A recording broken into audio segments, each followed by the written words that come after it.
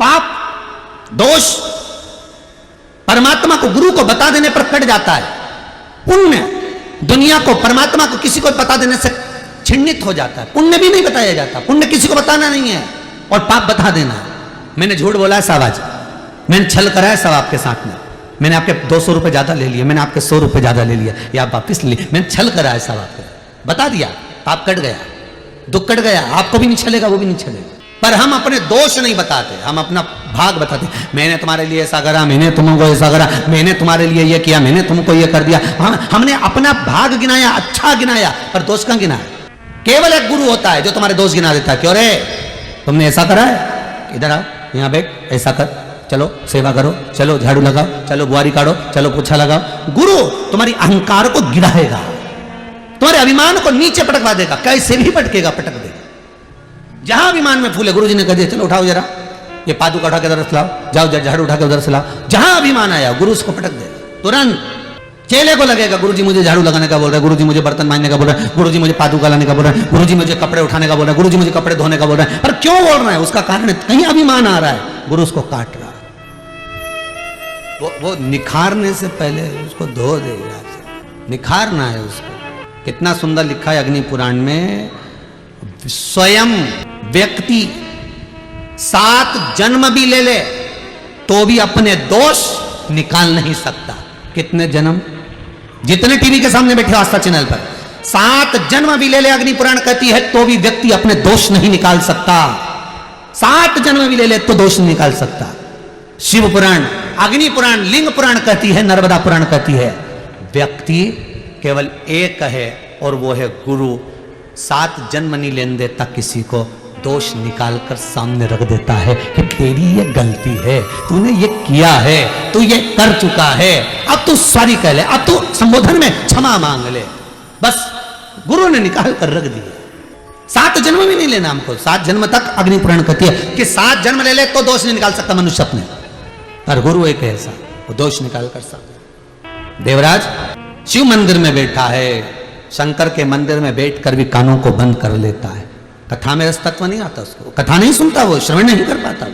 एक अमृत की अनुभूति है गुरु चरण में। जैसे जिद करने वाले व्यक्ति का एक ही इलाज है, बेलपत्री के वृक्ष के नीचे जौ के आटे का चौमुखी दिया, सरसों का तेल डालकर, उसमें काली तिल डालकर, उसमें एक सफेद फूल डालकर, बेलपत्री के वृक्ष के नीचे जैसे एक चौमुखी दिए को, जौ के आटे के दिए को लगा दिया जाता है। जो व्यक्ति चिड़चिड़ करता है, जो व्यक्ति क्रोध करता है, जो व्यक्ति अपशब्द बोलता है, आड़ा टेढ़ा बोलता है, ताने देता है, ईर्ष्या रखता है, घर में चिड़चिड़ करे, पूरे घर को अस्त व्यस्त कर रखा, उस व्यक्ति का नाम और गोत्र बोलकर मात्र किसी भी महीने की शिवरात्रि पर, हर महीने शिवरात्रि आती, किसी भी महीने की शिवरात्रि पर एक दिया लगा दिया जाए, व्यक्ति अपशब्द कहना बंद कर देता है, उसका प्रेम प्रबल हो जाता है, उसकी ईर्ष्या समाप्त हो जाती है, उसकी नफरत समाप्त हो जाती है, ईर्ष्या नफरत समाप्त हो जाती। उसी तरह जैसे बेलपत्री के वृक्ष के नीचे जौ के आटे का दिया लगाने पर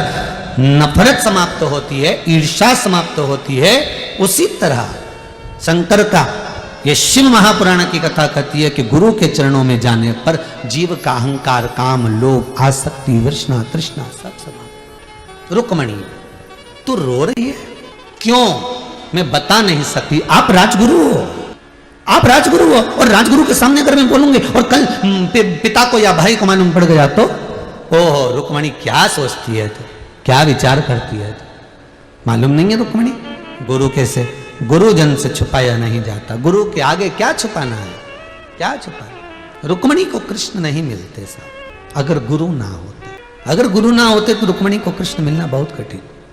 कर्म को काटने वाला, परमात्मा से मिलाने वाला कोई सदगुरु ही होगा।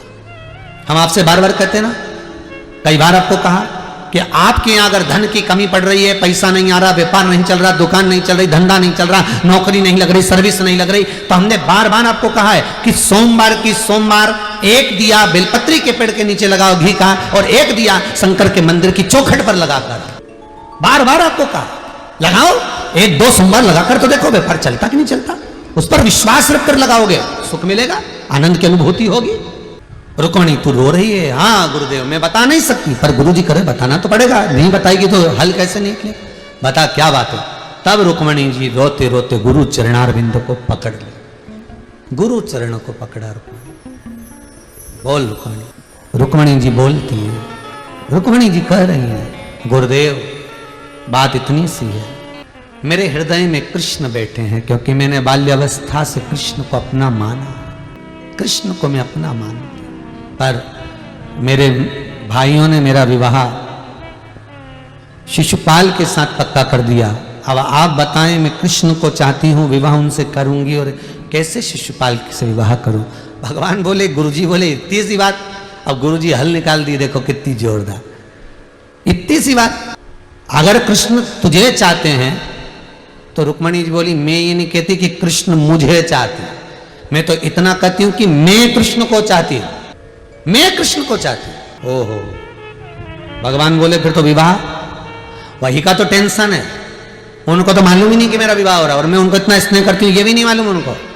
तो गुरु जी बोले फिर तो ये बड़े गजब की बात है, फिर तो तेरा विवाह शिशुपाल के साथ हो ही होगा। तो इतने में रुक्मणी जी बोली, फिर तुमने गुरु मंत्र काय को दिया, ये तो बताओ। अभी तो बोले थे कि गुरु के आगे सब कह देना चाहिए, और गुरु के आगे कह दिया तो अब आपका फर्ज है निभाना। गुरु जी बोले, अब बोल मती, ये ले एक सुंदर सा पत्र लिख दे और सुन, जो तेरे दिल में है सब लिख दे, बाकी का मैं निपट लूंगा। और रुक्मणी जी ने, सतगुरु मेरो संदेश हरि से जाए सुना दे, मेरी नैया पड़ी रे मझधार, गुरु जी इसे पार लगा दे। पत्र लिखा, सब लिख दिया। मैं तो द्वार द्वार पर हारी, पर सब कोई मिलते भिखारी। मैं तो द्वार द्वार पर हारी, पर सब कोई मिलते भिखारी। एक दाता द्वारिका नाथ, मुझे तेरे पास बुला लेना। सतगुरु मेरो संदेश हरि से जाए सुना देना। ओ तेरी माला जप में दिन रात, गुरु जी से पार लगा देना, गुरु जी से पार लगा देना, गुरु जी से पार लगा देना। सदगुरुदेव के हाथ में पत्र दिया, पत्र देकर कहा कि इस पत्र को आप लीजिए गुरुदेव, ये पत्र आप जो करना है आपकी मर्जी। और गुरुजी ने वो पत्र लिया, द्वारकाधीश को दिया, और पत्र लेने के बाद भगवान को क्या कहा, ये पत्र रुक्मणी जी ने भेजा, अब तुम्हारी मर्जी, तुम जानो, तुम्हारा काम जाने। पत्र सुनते से ही भगवान ने कह दिया, रुक्मणी को लेने जाऊंगा। अर्थात गुरु के पास जाकर अपने दिल की बात कह देने पर गुरु उस मंजिल तक पहुंचा देता है, ये पक्का। आप गुरु के पास जाकर कहो तो, आप गुरु जी के पास में जाकर बोलोगे ही नहीं तो गुरु कौन सी मंजिल तक पहुंचाएगा तुमको, कौन सी मंजिल तक। इस कुबेरेश्वर धाम में भले अभी प्राण प्रतिष्ठा नहीं हुई भगवान की, क्योंकि अभी तो मंदिरों का काम निर्माण चालू है, वृद्धाश्रम का काम चालू है, गौशाला का काम चालू है, सब काम चल रहा है। पर इस कुबेरेश्वर धाम का एक बड़ा प्रबल भाव है कि यहाँ जो मन से, भाव से, चित्त से काम को रिझाता है, भाव से, चित्त से जो जो कामना कर जीव आता है, उसकी कामना बाबा पूरा जरूर करता है। 3 महीने में वो बुलाता ही रहता है, आइए चले आइए, केवल वही है। गुरु से कहो तो, शिवरूपी गुरु के सामने अपने हृदय की बात कहोगे, क्यों ना सुनेगा। कहा, रुक्मणी जी ने मन की बात कही, शंकर मिल गए, भगवान कृष्ण मिल गए। देवराज वंचित रह गया गुरु से मिलने से। शिव महापुराण में चित्त नहीं लगा, मन नहीं लगा, आया कहीं बैठा, बेलपत्री के वृक्ष की छांव में प्राणों को त्याग दिया, देवलोक को, शंकर के धाम को चला गया। केवल बेलपत्री के वृक्ष की छाया भी व्यक्ति को जीवन का सुख प्रदान कर देती। कई बार एक बार संशय आता है, हम कई बार बोलते हैं कि बेलपत्री के पेड़ के नीचे दिया लगाओ, बोलते हैं कि नहीं बोलते, पर घर के लोग इतने चतुर हैं कि बेलपत्री का पौधा घर में रख लिया, उसी के नीचे दिया लगाते हैं। शिव महापुराण की कथा कहती है कि बेलपत्री के पेड़ के नीचे दिया लगाओ। शब्दों पर जाइएगा जरा हो। बेलपत्री के वृक्ष के नीचे दिया लगाओ, कोई कहे पीपल के वृक्ष के नीचे दिया लगाओ, किसी ने कभी कहा कि तुलसी के वृक्ष के नीचे दिया लगाओ। नहीं, तुलसी के क्यारे में दिया लगाओ, तुलसी के कुंड के पास दिया लगाओ, तुलसी के रोप के पास दिया लगाओ। पर किसी ने यह नहीं कहा कि तुलसी के नीचे दिया लगाओ, क्योंकि सबको मालूम है तुलसी का जो पौधा है वो छोटा होता है, उसके नीचे बैठ नहीं सकते आप, पर उसके नजदीक में जो दिया लगाओगे वो स्वीकृत होगा।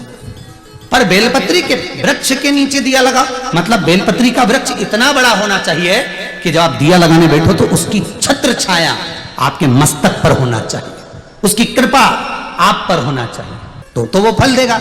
नहीं तो मालूम पड़े इतना सा पौधा, अब मैं दिया लगा दिया, अब सोचे कि इसकी छाया कैसी हो, तो गमले को उठा के सिर पे धर लिया।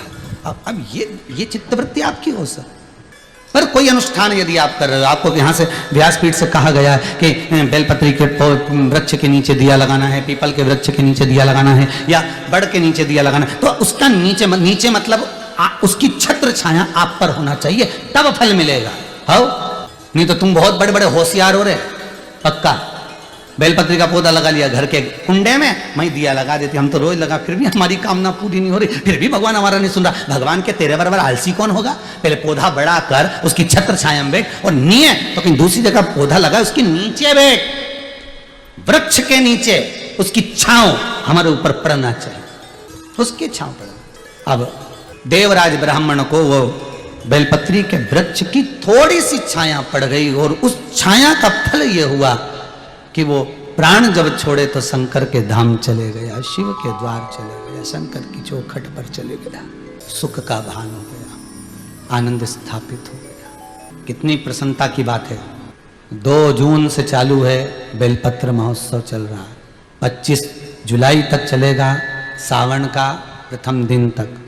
लाखों वृक्ष, लाखों करोड़ों वृक्ष पूरे भारत की भूमि पर ही क्या, देश में ही क्या, विदेश में भी आप लोगों ने लगाए, उसके फोटो लगातार आप आस्था चैनल के माध्यम से देख रहे हैं।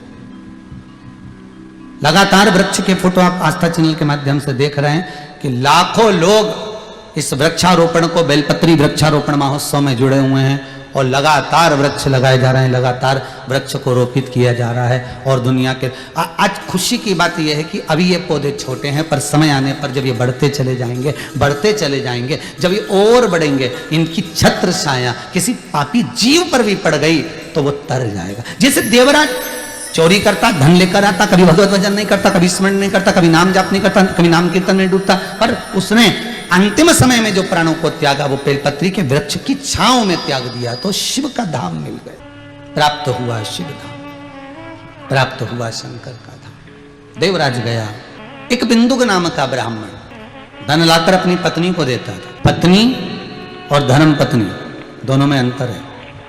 पत्नी पतन के रास्ते पर ले जाती है, धर्म पत्नी धर्म के पथ पर लेकर जाती है।